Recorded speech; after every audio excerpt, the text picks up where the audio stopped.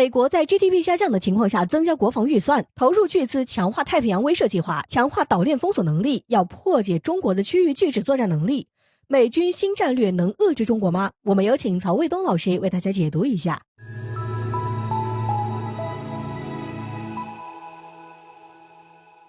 观众朋友大家好，我是曹卫东。美国呢，虽然去年的 GDP 是下降了3%几，但是呢，它今年的这个整个的国防预算却是提升了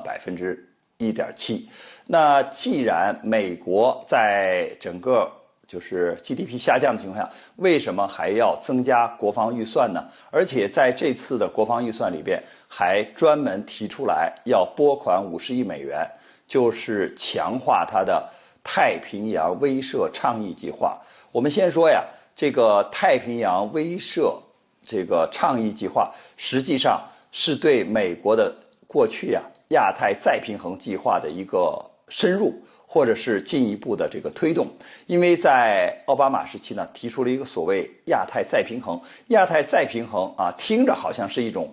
军事上的平衡，或者是这个力量上的平衡，但实际上不是的。因为对美国而言，是要把它的60%的作战的舰艇和飞机都部署在亚太地区，因为他认为美国的武器装备是最先进的，美国的武器数量也是最多的，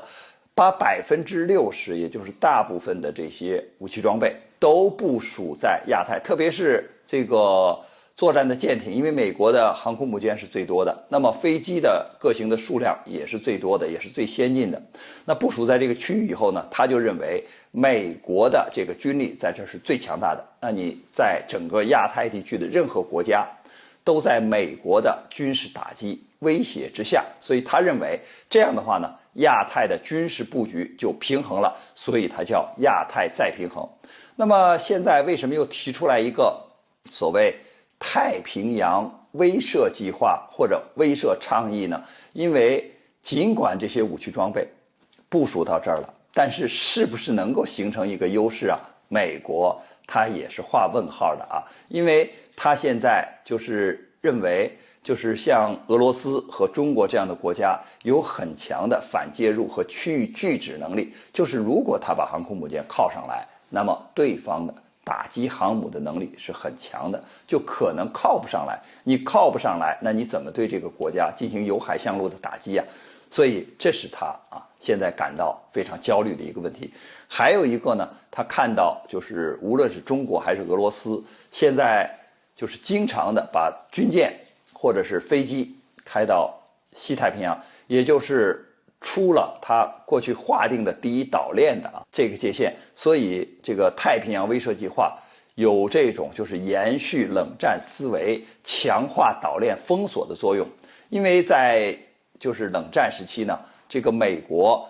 是划定了一个岛链，就是第一岛链、第二岛链。比如说第一岛链，它主要是从俄罗斯的就是阿留申群岛，然后往南边就是经过日本列岛，然后再经过我们国家的台湾岛，然后再往南就到了菲律宾了。那你看美国如果在这些就是国家地区里边部署了军事基地以后，如果驻扎上美国的飞机、舰艇还有这个军人以后，那显然这个当时的苏联和中国都是被封锁在第一岛链以内的，就是你都在西边你往东走你进不了太平洋的，